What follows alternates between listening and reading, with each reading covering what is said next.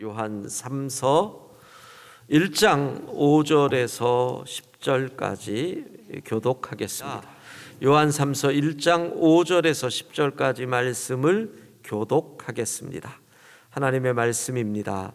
사랑하는 자여, 내가 무엇이든지 형제 곧 나그네 된 자들에게 행하는 것은 신실한 일이니 그들이 교회 앞에서 너의 사랑을 증언하였느니라.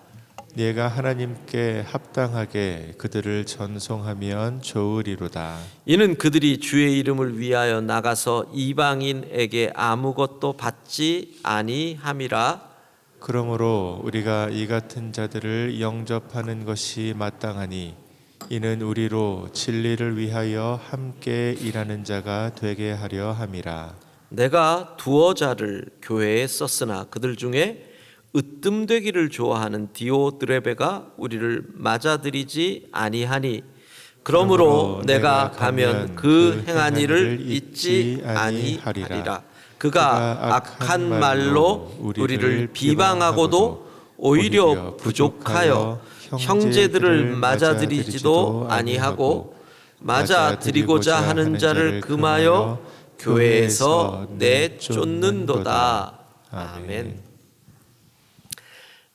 사도의 편지를 가지고 특별히 그 편지가 지금 교회 내에 이 분열을 일으키는 이단들에 대한 경고의 메시지를 담고 있는데, 그 순회 전도자들이 디오드레베가 지도자인 교회에서 거절을 당합니다. 어쩌면 그 당시의 상황으로 짐작해 보건대 그 교회는 디오드레베의 집에서 모인 교회일 확률도 있습니다. 지금이랑 다르죠. 순회 전도자가 그 지역을 가서 그 교회를, 가정교회를 방문하면 그를 맞이해서 숙식을 제공해야 하는 것이지요. 요즘처럼 거절당하면 스마트폰으로 무슨 호텔 찾는 곳에 들어가서 방을 빨리 잡아가지고 거기에 신용카드로 돈을 내고 하룻밤 묵으면 되는 시절이 아니잖아요. 그러니까 그런 식으로 거부를 당하면 이 사람은 노숙을 할 확률이 높아지는 그런 시대적 배경인 것입니다. 나그네를 특별히 대접하는 것이 아주 중요한 덕이던 그 시대의 그 지역의 문화, 그것이 물론 사도 요한의 시대보다 한참 뒤로 올라가지만 대표적으로 나온 사건이 성경에 나온 롯의 가정, 소돔 땅을 방문한 하나님의 사자들의 이야기지요. 소돔이라고 하는 그 땅을 하나님의 사자들이 방문했을 때 롯이 자기 집에 맞아 대접을 합니다. 그랬더니 그 지역 사람들이, 외부인들이 왔다고 끄집어 내려고 할 때 롯이 어떻게 방어를 합니까? 내게 아직 결혼하지 못한 두 딸이 있다. 그들을 내줄 테니 이 사람들을 보호해다오. 지금 같으면 상상도 못할 일이죠. 물론 추측컨대 롯이 이 나그네들이 보통 사람들이 아니다라고 하는 어떤 그러한 깨달음이 있었겠지요. 그러나 그게 그 시대의 문화를 잘 설명하는 겁니다. 내 가정으로 받아들인 사람은 내가 그들을 완전히 보호해 줘야 된다. 가족처럼 보호해 줘야 된다. 이게 그 시대의 문화인 것인데 거절을 한 것입니다. 자, 이 배경 속에서 많은 성경의 주석학자들은 재미있는, 지금으로 보면 또 음모론적인 추측을 하는 사람도 많이 있습니다. 구약학자 하르낙이라고 하는 사람은 이 부분을 사도 요한과 이 디오드레베 간의 교회 내에 갈등이 있었던 것으로 추측을 하는 겁니다. 그 갈등이 서로 지금식으로 표현을 한다면 주도권을 잡으려고 하는 그런 갈등이 있었다, 이런 식으로 말도 안 되는, 물론 하르낙이라고 하는 분의 해석이 좀 그런 면이 있지만 그런 추측을 하는 학자들도 있습니다. 그런데 한 가지 확실한 것은 상당한 지금 초대교회 내에 갈등이 있었다는 것은 확실합니다. 그리고 한 가지 더 생각을 해본다면, 내가 사랑하는 가이오 요한 3서를 받는 그 수신자, 어쩌면 가이오는 지금 디오드레베가 지도자로 있는 그 교회의 그 지역에 있는 그리스도인일 확률이 상당히 높습니다. 거기서 한 걸음 더 나아가면 어쩌면 디오드레베와 가이오가 같은 교회 사람일 수도 있습니다. 그것도 배제할 수는 없습니다. 100% 맞다고 할 수도 없지만, 그러면 여러분 생각해 보십시오. 20년, 30년 한 지역 또는 한 교회에서 같이 의논하고 신앙생활을 하던 가이오와 디오드레베, 기껏해야 몇 번 만났고, 물론 사도적 권위를 가진 요한이지만 편지로 사람을 보냅니다. 일반적으로 누구 말에 귀를 기울이겠습니까? 진리라고 하지만 진리가 관계를 이기기 쉽지 않습니다. 그래서 학자들은 이 요한 3서에 또 다른 어떤 배경을 설명하면서 많은 상상력을 더하는 거죠. 예를 들면 사랑하는 가이오, 내가 참으로 사랑하는 자에게 이와 같은 이 수식어들을 과하게 사용하는 것은, 가이오 너 잘 선택해라, 내가 너를 신뢰한다, 이런 식의, 가이오 너 나냐 디오드레베냐, 이런 식의 접근이다라는 해석들도 제법 있습니다. 다시 말하면 달랜다는 거죠. 5절에 보면 이런 표현이 있습니다. 사랑하는 자야, 내가 무엇이든지 형제 곧 나그네 된 자들에게 행하는 것은 신실한 일이니. 너는 나그네 된 자들에게 무엇이든지 신실하게 이제까지 잘해왔다, 칭찬해 주죠. 또 3절, 형제들이 와서 내게 있는 진리를 증언했는데 가이오 너가 진리 안에서 행한다고 하더라. 너는 제대로 믿고 있다는 얘기를 형제들이, 순회 전도자들이 와서 내게 보고했다. 너 참 대단하다, 너 참 귀하다, 계속 칭찬에 폭격을 가하는 거죠. 그러니까 그렇게 해석하는 분들의 입장에서 보면 지금 어떤 의미예요? 가이오, 너 신뢰한다, 이번에 이 편지 들고 가는 데메드리오 맞아줘라, 너 이제까지 잘했어, 어떤 의미로 우쭈쭈 해주는, 엉덩이 두들기는 이런 것이다 라고 할 수 있지요. 6절에 이렇게 나옵니다. 그들이 교회 앞에서 너의 사랑을 증언하였느니라. 여기서 우리는 두 가지를 생각할 수 있죠. 하나는 교회 앞에서 너의 하는 일들이 다 보고될 거다, 그러니 잘해라, 이렇게 볼 수도 있고요.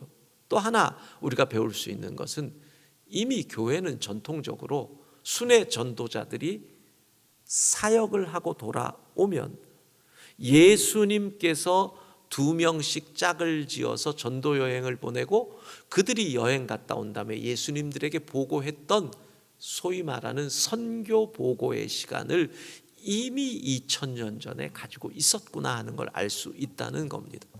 그러니까 단기 선교를 갔다 오면 성도들 앞에서 6절 교회 앞에서 증언하였다. 이것이 바로 교회의 전통 속에 있었던 일인 것을 우리가 알 수 있습니다. 그래서 사도는 이럽니다. 8절 이 같은 자들을 영접하는 것이 마땅하다. 데메드리오를 영접해라. 교회는 전통적으로 찾아오는 순회 전도자들을 거부하지 않았다. 받아들여야 한다. 이렇게 말하는 겁니다. 자, 오늘 우리 생각해 봅시다. 이와 같은 거부, 교회가 데메드리오를 거부한 일들 속에서, 그리고 가이오에게 영접하라고 하는 이 메시지 속에서 오늘 주께서 우리에게 주시는 교훈은 무엇일까요? 첫 번째로 9절은 이렇게 나옵니다. 디오드레베가 우리를 맞아들이지 아니하였다. 여기서 요한은요, 디오드레베의 행위가 바로 예수 그리스도를 맞아들이지 아니하였던 유대인들, 이 세상과 같다고 생각하는 겁니다. 요한복음 1장 11절 우리 같이 한번 읽어보도록 하겠습니다. 자기 땅에 오매 자기 백성이 영접하지 아니하였으나. 사도 요한은 요한복음에서 예수 그리스도께서 이 땅에 오셨는데 그들이 영접하지 아니한 일과 순회 전도자들이 교회를 갔는데 받아들이지 아니한 일을 같이 말하고 있는 것이지요. 여러분, 예수님의 일생을 한마디로 얘기한다면 거부당하신 일생이었습니다. 베들레헴 그 땅에서 태어나셨지만 그 땅이 예수님을 거부해서 이집트로 쫓겨 나가십니다.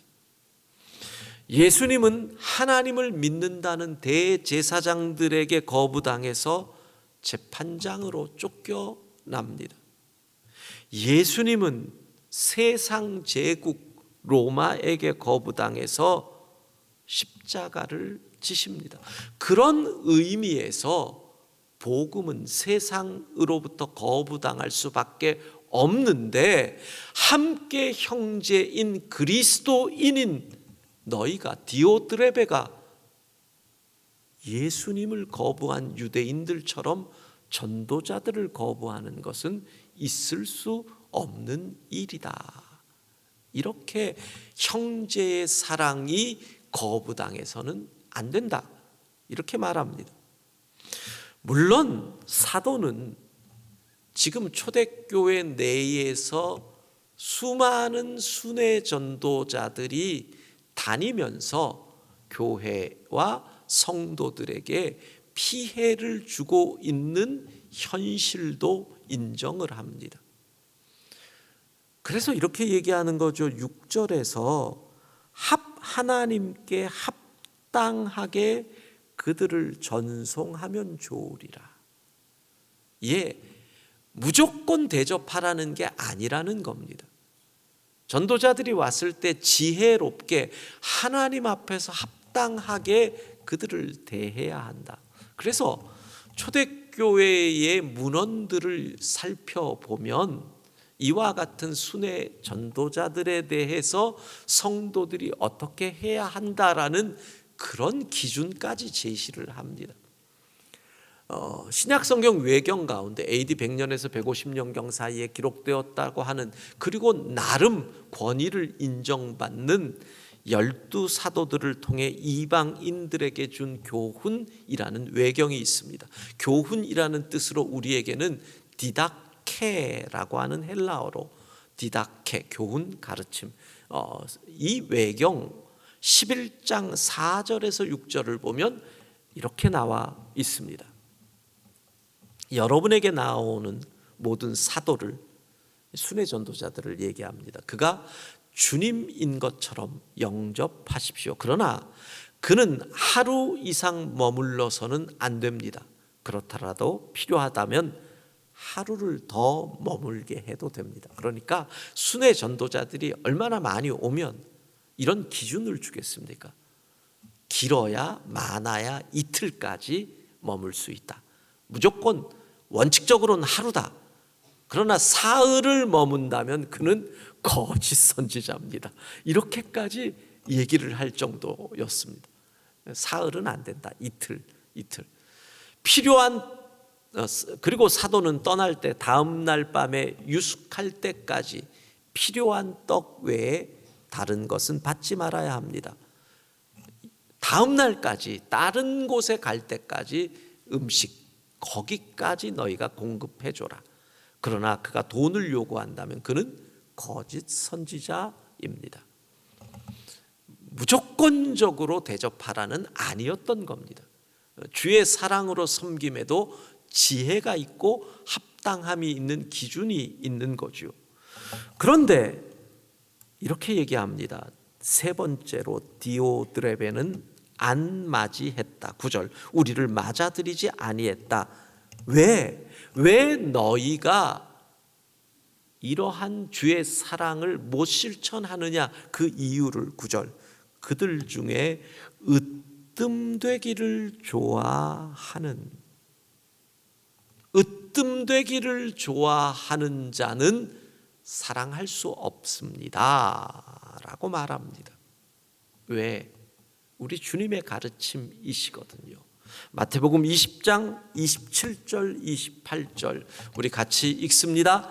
너희 중에 누구든지 으뜸이 되고자 하는 자는 너희의 종이 되어야 하리라.